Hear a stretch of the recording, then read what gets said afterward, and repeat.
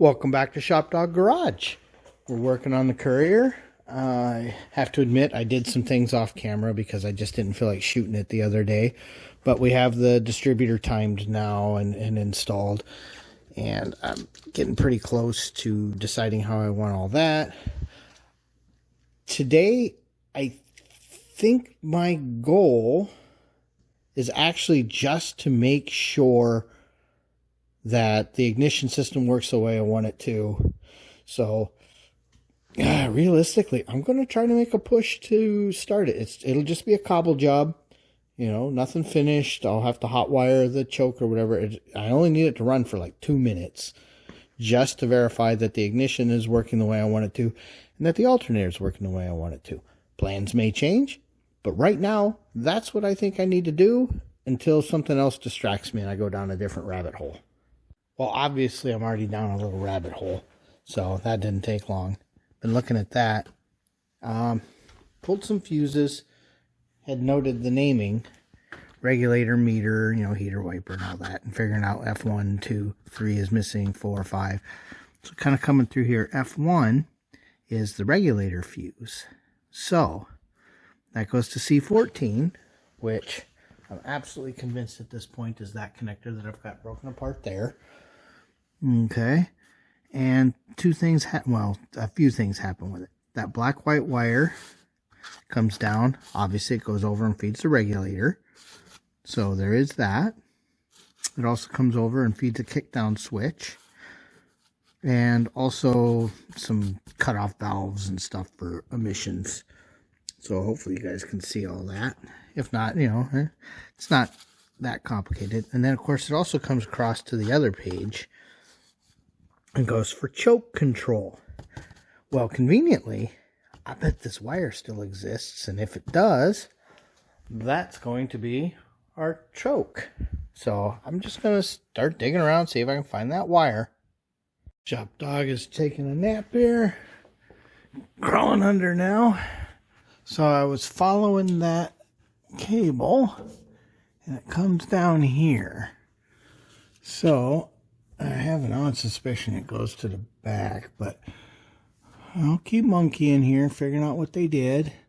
And remember, I didn't do this, but I'd like to kind of follow that wire and figure out what all it's doing, because it does do several things. The ring went off, so either someone's coming here or the mail is here, but ShopDog loves the sound of the ring. Well, that's why he was going crazy. He got some stuff from ShopDog-Garage. Let's find out. Okay, and this is what he got excited about. We got our first sweatshirt. Wanted to see the white. So aftermarket garbage is garbage. And remember I said I made the pocket stamp bigger. This shirt is humongous, but it's also a ShopRex shirt. So you can take a guess where that goes. Adding that black line really did make a difference on being able to read those. So I'm very happy with that. Extra large looks a little big. To be fair, it looks kind of big. This is a 3X. That's for somebody. This is one of the front prints on black, and this is a front print on blue in extra large. And I may shrink those. I gotta wait until I see what they look like on a model. But yeah, that is some ShopDog stuff. So that's what he got spun up about. We've changed pace a little bit. What we're actually going to do, instead of splicing into that wire, is we're back at that fuse, and I'm actually going to solder an extension here, and that'll just go to a little connector laying here, and then I can use that for any future points where I need an ignition trigger as well. Let's plan ahead here. Let's not do this again. Only once. Okay, so we've just added that wire. That's all cooling. Took a few minutes to solder that, but expected that. And then just needed something to push against, and that was handy. So we will test that in just a second. And with that, you can see I'm looking at that. There, it's all in there. Got our fuse back in there. And I'm coming from the battery stud. And I'm in squeaker. So, If I turn it to accessory, I'm not expecting anything, and I've got nothing. If I turn it to run and crank, you hear the beep. So in case you couldn't hear it. So off, run, crank, accessory, and off. So that gives us a switched ignition trigger now. And I left it long enough that I'll be able to put it over here where it's convenient. And now we have that reinstalled. All that looks exactly like it did before, except now I have a trigger point that I can draw several amps off of without being worried at all. And that's going to drive my choke. And then anything else that needs to know when the engine is in run and crank in the future. So, you know, in fact, I imagine I'm going to need that information for the water pump. But that's a separate project. We'll deal with that in a little bit. So, you know, maybe some guy's thinking ahead. Still snoozing, but this is starting to come together. We now have our distributor all wired up. So hopefully this is pretty close and works. You know, we should be in the ballpark. We have a choke wire and it's ground, you know, which is here. I believe the carb has been put back down, it looks like. Yeah, I'm pretty happy. This is such a night and day difference from what was here originally. I think I'm going to put one more zippy right here. I'd like to keep these a little apart from each other, so that's why they're routed like that, because electrical noise is a real problem. We now have our main power feed coming across.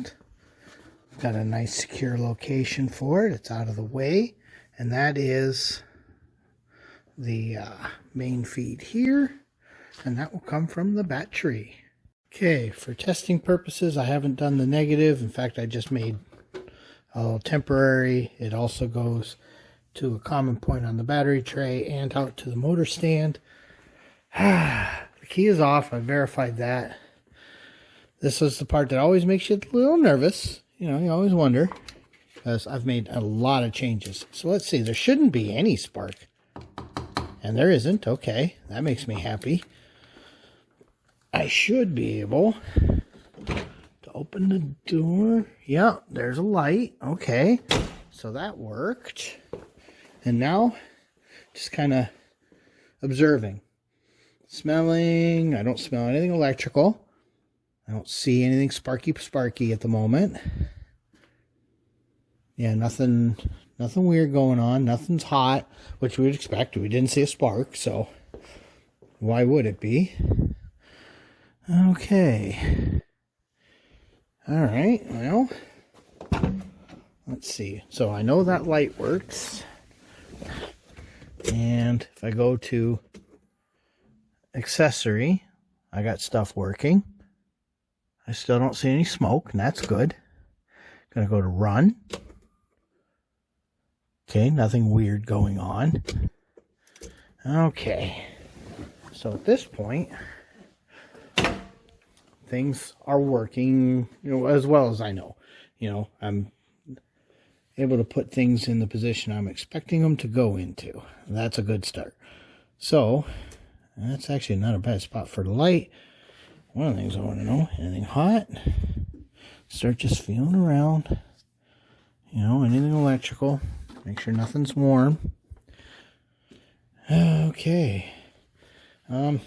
Well, there is a belt, but there's no fan, so I don't got to worry about that. There's no water. There's no water system. I guess that's one of the things I'm curious about is, will this open? I'm sure it will. Can't picture why it wouldn't. All right, well, before I monkey, no, there's no fuel. Don't worry about it. There's no fuel anywhere.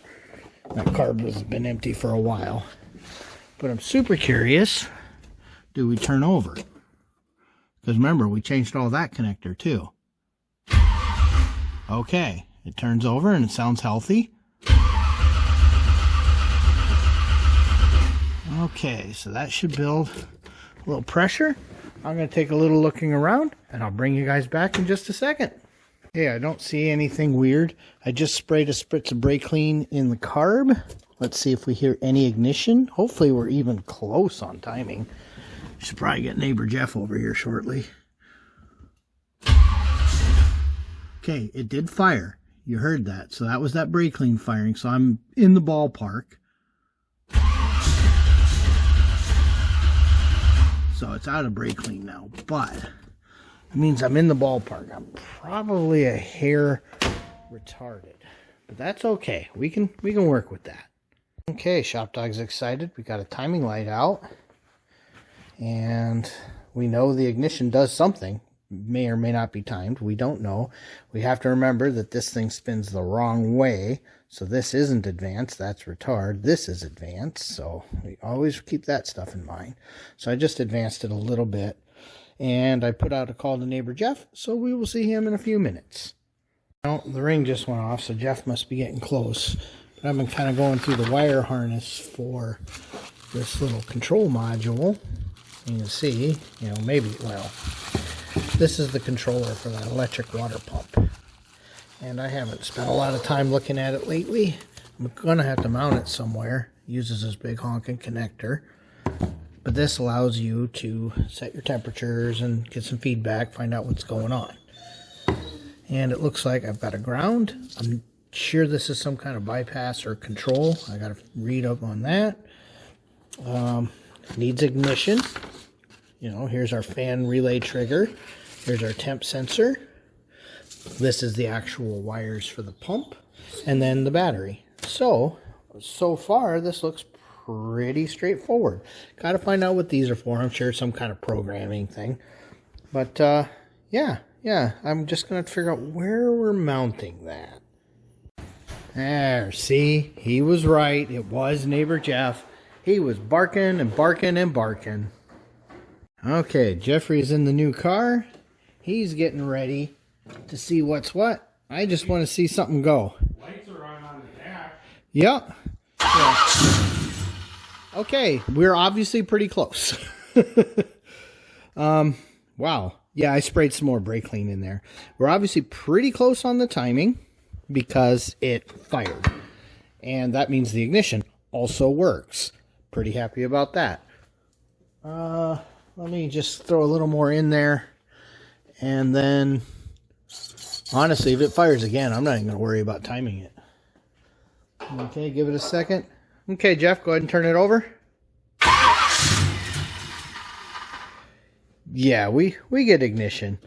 I do really want it to run long enough, though, to get fuel here. So, I doubt we're there yet.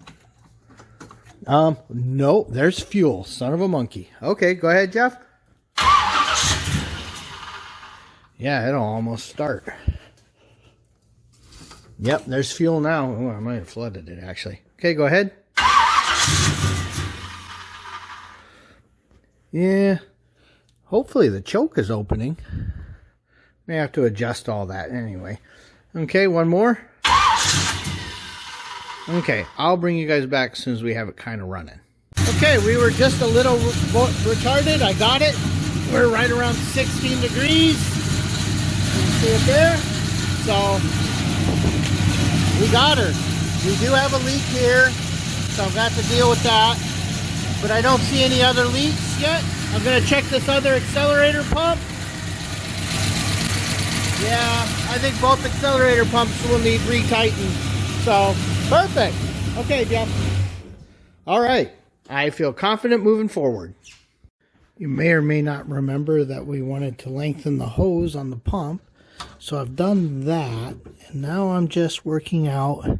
So see, now it's a long ways away from the frame.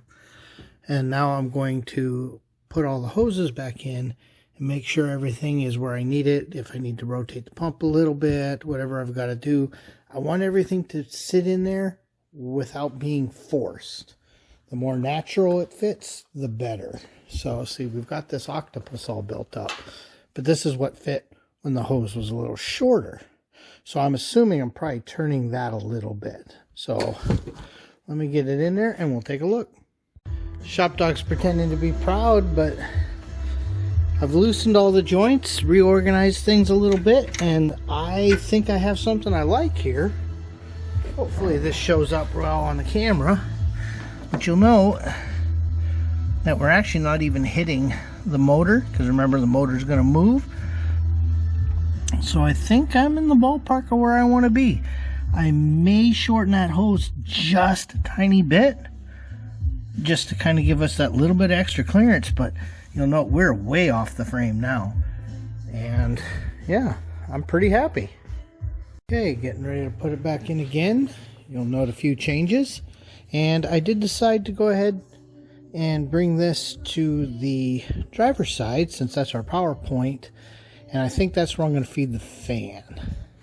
So this is kind of where we're at right now. I can't wait to see how all this fits, and how on earth am I going to get in there and tighten those. Holy monkeys, it was hard enough without the fan.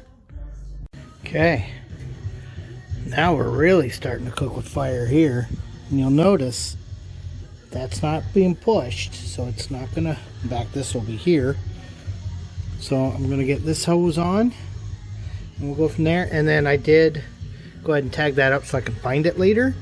Everything here feels like I've got it tightened down good. It's naturally missing everything. It's not even hitting that bolt that I know it looks like it is, but then you go like this and it's not. This is gonna fit. Yeah, and I don't normally like to do these this direction. I just didn't have a choice.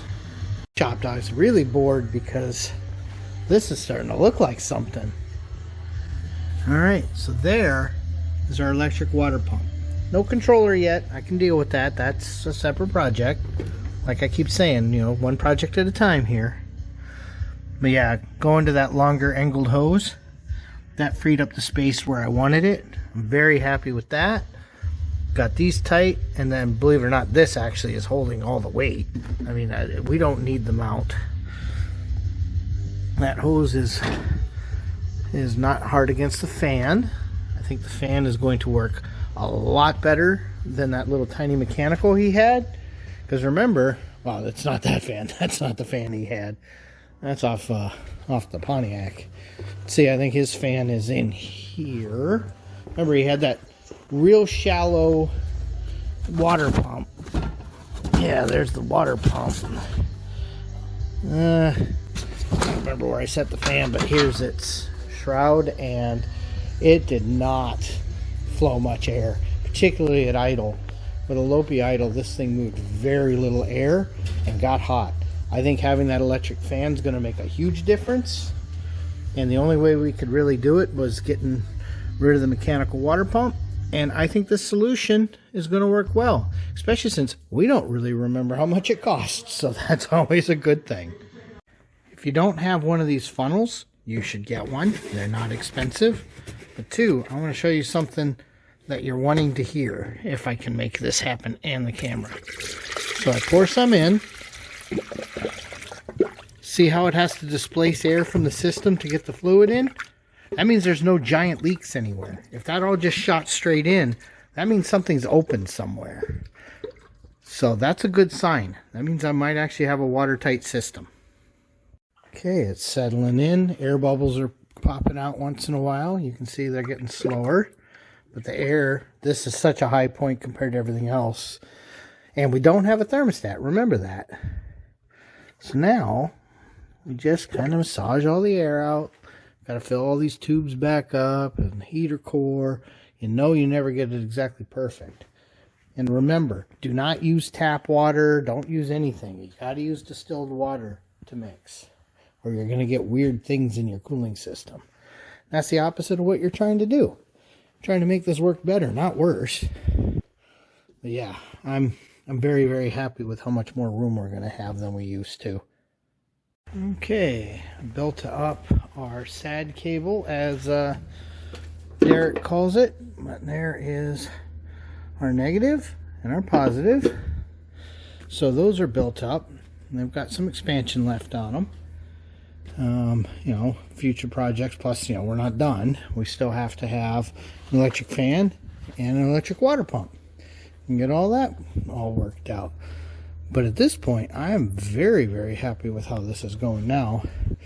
one of the very next things, I guess, is deciding where this thing's going to be mounted. Because where all this wiring goes, it's going to kind of hinge on where we decide to mount this. It did come with a little bracket and a little key thing, but kind of want it where you can see it if you need to adjust it, but kind of hoping that it's not, you know, first thing you see when you look in the truck. So, alright.